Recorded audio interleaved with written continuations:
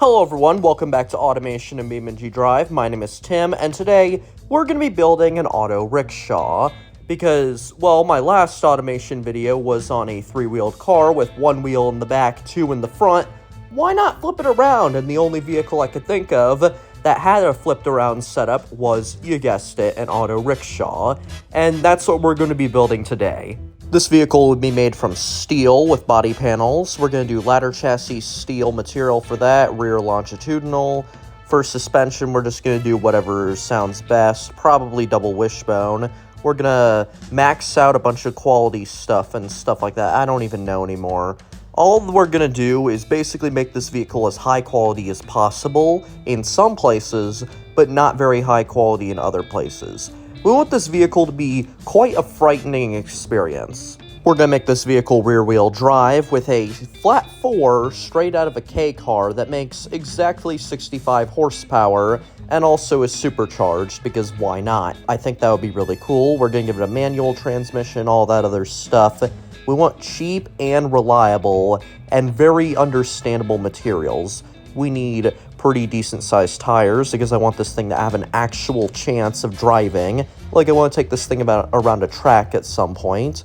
And, well, we want our wheels to be very high quality, and we want them to be very wide. Specifically in the rear, not exactly in the front. And for our brakes, we're just going to do vented brakes, maybe carbon ceramics in the front. I don't know how fancy I'm willing to be with this vehicle. Carbon ceramics in the front does seem like a really cool idea, but at the same time, I don't know how well this vehicle is even going to handle, because last time I saw something like this happen, it wasn't the Alroma update, and this is the Alroma update, so yeah, I don't know if the game has, like, reconfigured its physics and all that. Yeah, that's pretty much all I have to say about the actual physics and the actual brakes of the vehicle. For our interior, we're doing very basic with no entertainment, because the only entertainment you need is, you know, the vehicle itself. It's going to be a very interesting experience, to say the least. We got some traction control, and now right here we're just going to tune the suspension just a little in order to make sure that this thing doesn't just straight up flip over and all that. We want to make sure the suspension isn't too high up, make sure it's not too stiff, and so far the vehicle is actually doing pretty good, especially for the fact that it's rear-engined. And now, let's go to the customization, where we'll make the front tires a little skinnier. We're going to put them up together in order to make them one giant wheel, block off that wheel well, nobody needs to see that. We're going to get rid of the doors, because when have you ever seen an auto rickshaw or a tuk-tuk with doors? Never. That's the fun about this vehicle. There is no doors, so if you turn too hard and you're not wearing your seatbelt, you're just going to get thrown out, and it's a funny little joyous occasion whenever that happens. We're going to get our little interior in here, just doing, like, basically the bare minimum for an interior, because we do need some interior, but at the same time, the interior for the driver is not our main focus. It's more so, is this going to be a good passenger vehicle? So we're going to get rid of some of the walls on the backside compartment right here in order to make it so that, you know, people can climb in and out, because we want to carry lots of people in this thing. My overall goal for carrying people in this is about 10 or so people. That's my total goal for this vehicle, because if it can't carry at least 10 people, then it's not that good. We're going to get some exhaust pipes at the very rear, single exhaust pipe back there. And now it's time to place the seats, and these seats right here are going to kind of divide off the driver's section and the passenger section, make it a little more remote and isolated, because we don't want the driver snooping on all their conversations. What if they're exchanging social security numbers with each other? I don't know. I've never been on a tuk-tuk or an auto rickshaw. I don't exactly know what the average conversation that public transit people would have, but overall, I don't think people would do that. But yeah, with our front driver's seat area, we're going to make our dashboard. It's not exactly going to be the best dashboard, because I don't know if any of the things really fit. Any of the pre-made dashboards, they probably don't really fit all that well. So I'm just going to make my own dashboard. It's not going to be the best, but trust me, it's going to be a lot better than some other dashboards I've made. And in all honesty, there's probably not going to be gas pedals. We have our speedometers right here, really good, and we need to know just how fast everyone's going. Now we got our steering wheel right here, which will be animated, so it actually moves. Now it's time to build a ladder on the side of this vehicle so that people can climb up to the roof, because I have a lot of really interesting ideas for this vehicle. One of them involves plastic lawn chairs and a picnic table. Just wait until you see it. Now we have a cute little side deck right here so that people can actually access the rear of their vehicle, and I think that this is overall a really good thing that we're putting in this vehicle. After all, people can't access it just on the ladder because some people might not be able to just jump off the ladder and all that, because that can be a somewhat risky move. So I'm putting this deck right here in order to make it easier to get back there. We're gonna probably add some more seats down in that section or something like that, I'm not sure. And here we have our rear vent in order to make sure the mighty 65 horsepower engine can cool off. We're of course putting an Alfa Romeo grille on this thing, because why not? Along with some extra vents, because this thing is mighty powerful and needs tons of cooling. And of course we need our square headlights, more accurately rectangle, but you get my point. We need headlights on this thing, a license plate to make sure that this thing is street legal. Whatever these things are, I don't know what they are, but they look cool, so I'm just gonna put them on here because they look like something you'd find on a truck, and this thing, let's just call it a truck. Now, with our first seats atop the roof, right here we have these rumble seat looking things, and they're more so sofas that we're just gonna put up here because I think they look cool. And now it's time to build the upper deck area right here with sticks and panels and a whole bunch of other stuff. We're going to be making this vehicle rather tall, if I say so myself. This is not going to be a vehicle that can easily go through a tunnel, nor is this going to be a vehicle that can go under low clearance bridges.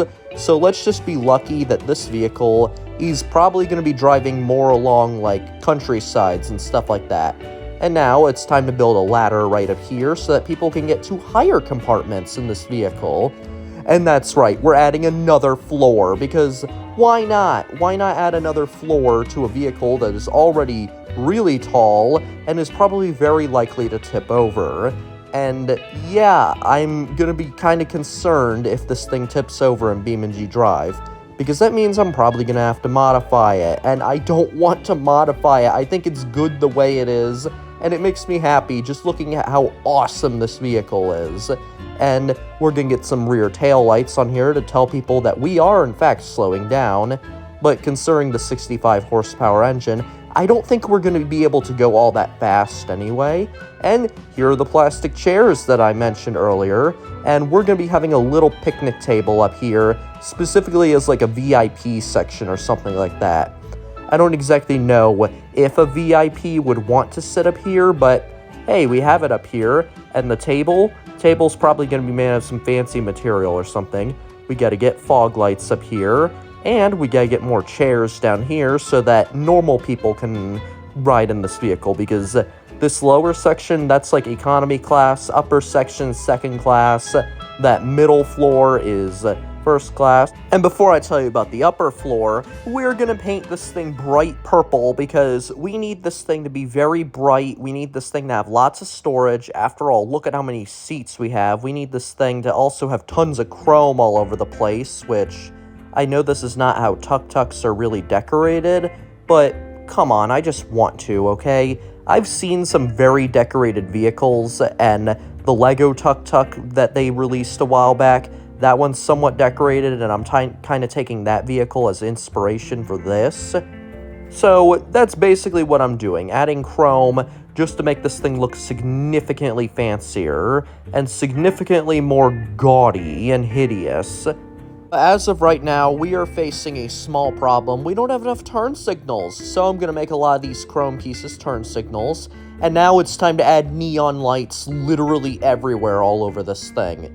I don't even think this thing is a tuk-tuk anymore. I think it's like one of those Japanese trucks that are covered in lights and chrome that I forgot the name of. And anyway, this vehicle is done. It looks quite good. And anyway, let's go to BeamNG Drive! So right here we have our auto rickshaw, which looks really cool, and we're gonna start driving it and try to figure out what the top speed is before we do anything else. Now, this vehicle is extremely slow, as it is not exactly accelerating very quickly, but one thing I can say, Two things I can say, actually. One, it sounds really good, and two, it is wobbly and just gives me VeggieTale vibes. And also, if you saw the front wheels, they were 4 wheels. That's because no matter what I did, I could not get a true 3-wheeled setup to work. I'm sorry about that. I feel like I ripped you guys off, but hey, at least we have this goofy vehicle right here. This goofy, ridiculous neon vehicle, and it's quite beautiful. And also, one thing I really want to do with this is basically take it on a Pikes Peak type journey, like on the automation test track map. On that map, there's this track that basically allows you to drive up a mountain, up to the hydroelectric dam and all that. I found out about it a little bit ago, and I thought, you know what? Doing that in a vehicle that is very likely to tip over if I turn too hard, that's a good idea. Now, I just gotta say, this vehicle is actually really pretty, and I do really like it, specifically on this aesthetic part, because at least it's colorful, it's easy to spot at night, and on the bright side, what is going on? It is literally bouncing around like crazy. There are wheels literally coming off the ground, and somehow this thing is not tipping over. And, yeah, I'm fairly certain the top speed of this thing is 85 miles per hour, because I cannot get it to go any faster. And, yeah, I can't. I can't get it to go any faster without this happening. And, to be fair, I don't want to go any faster with this happening, because the people at the very top at that picnic table, they're just gonna be launched off the vehicle onto the pavement, and that's gonna hurt so bad. Anyway, let's drop this thing from the sky. And let's just drop it super high up. That was embarrassing. Let's keep going. Yeah, I think, this is about high enough, right here. And, wow, this is taking a while to fall. Anyway, cool transition! Now, we're at the drag strip right now, and we're gonna be testing to see what this thing's quarter-mile time is. According to automation, I think it's in, like, the 20-second range or something like that. And anyway, let's go! That was the single most disappointing launch I have ever seen for a drag strip. For the single most disappointing launch I've seen for a vehicle that was not intentionally designed to be literally undrivable. Because, remember the vanishing point? Yeah, that thing was still worse. And 23 seconds at 58 miles per hour. It's pathetic. Absolutely pathetic. Go crash into a wall. Anyway, cool transition. Now we're at the racetrack. 3, 2, 1, let's go! Yeah, again, another pathetic start to our race. And up at the very top, it's actually quite nice up there. There's a lot of wind. The driver cab is not super cluttered. But wow, this thing does not inspire confidence with its turning and its overall jiggliness. Like, there is absolutely zero confidence that this thing gives me. Like, I feel like this thing will tip over at some point, but considering how violently it was tipping over when we were doing our top speed test, and it wasn't even tipping over onto the ground, it was still on its wheels, even though wheels were literally lifting off the ground. I'm gonna take a guess that this vehicle has, like, a tuned mass damper built into it, because there is literally no way that this vehicle is still driving, even when it's rocking all crazy like that. Anyway, our first major turn, let's see. Oh my, the oversteer. This thing is like oversteer equivalent of the Kuiper belt, because what was that? That was absolutely pathetic for this thing. Like, I did not expect this thing to have good steering, but come on, that was pathetic. Like, seriously, that was absolutely embarrassing. Anyway, we're going around this turn right here, and we're going to be doing a little bit of off-roading, because I decided to do a short loop, because there is absolutely no way on Earth that I am going to be doing a giant loop in a vehicle with this stupid of handling. There is absolutely no way I am going to be doing that, and oh my, this thing is so painfully slow. Why didn't I put, like, a more powerful engine in this? Or, better yet, why did I have to make it, like, 5 stories tall?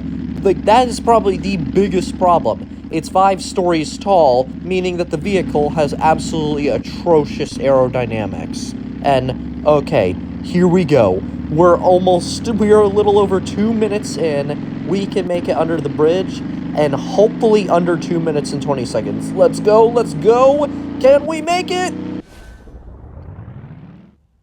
That was probably the most embarrassing race I have ever done on this track, and, well, anyway, let's see how it does in our quote-unquote Pikes Peak, and as you can see, it is an absolute slideshow right here with an absolutely abysmal frame rate. Yeah, let's just say my computer does not like starting up races in this game. Anyway, here is quite possibly the worst start to a race you could possibly imagine.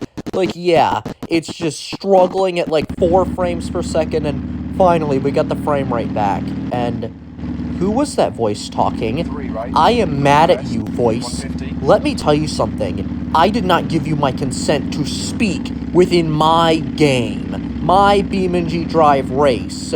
Your existence makes me mad, and I do not want you speaking, giving me directions. I want to be a free spirit, and as an auto rickshaw driver, I should be able to drive however I want as long as my guests are alive. Let me drive however I want. Anyway, enough of my tangent. I just want to say, why is there someone narrating the directions we should go? First off, hairpin turn 30, do not cut.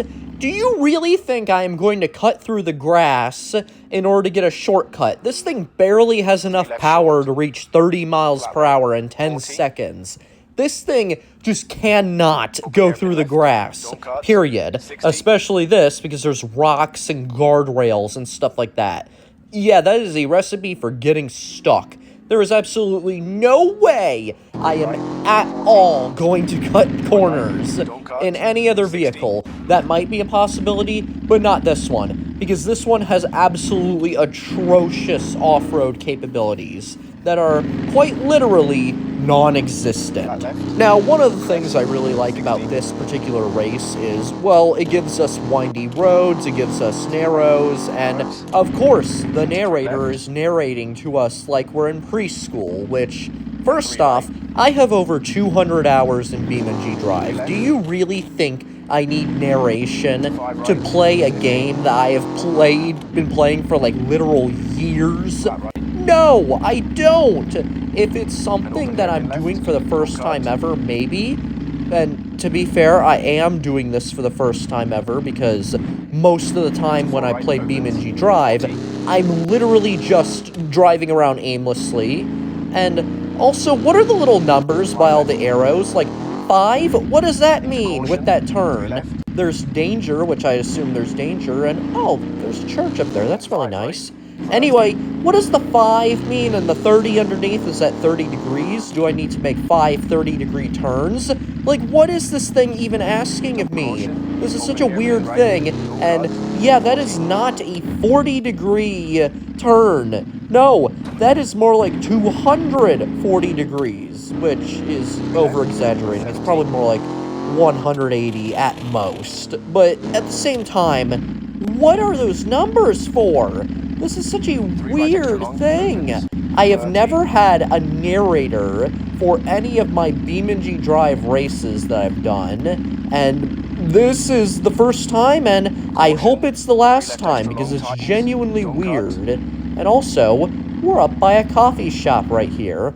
I've always loved this little coffee shop, and anyway, let's slide on the ice right here. Make 2 450-degree right turns according to this thing, and, well, here we are on the dam. It's actually a really beautiful view up here, and, of course, we have one more warning, being a very narrow entrance right here, and just, wow. Just look at how pathetically slow this thing is. Keep in mind, I've been flooring this thing the entire journey. Very little braking has actually been going on in this thing.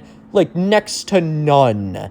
And, oh my, we're rocking, and Very nice. I really like the fact that we're just rocking like crazy.